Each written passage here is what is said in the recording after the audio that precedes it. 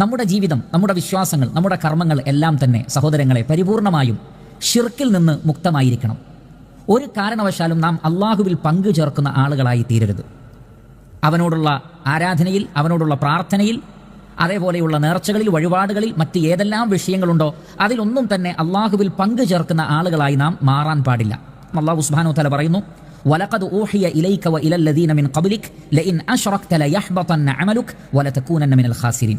നബി സല്ലല്ലാഹു അലൈഹി വസല്ലമയോട് അല്ലാഹു സുബ്ഹാനഹു വ തആല പറയുകയാണ്, നബിയെ, താങ്കൾക്ക് മുമ്പ് കടന്നു വന്ന സകല അമ്പിയാക്കൾക്കും നാം വഹി നൽകിയിട്ടുള്ളത് ലഇൻ അശ്റക്ത, താങ്കൾ ഷിർക്ക് ചെയ്താൽ, അള്ളാഹുവിൽ പങ്കു ചേർത്താൽ, ലയഹ്ബതന്ന അമലുക, നിങ്ങളുടെ അമലുകൾ ബാത്തിലായി പോകും, വലതകൂനന്ന മിനൽ ഖാസിരീൻ, മറിച്ച് നിങ്ങൾ നഷ്ടക്കാരിൽ ഉൾപ്പെടുകയും ചെയ്യും.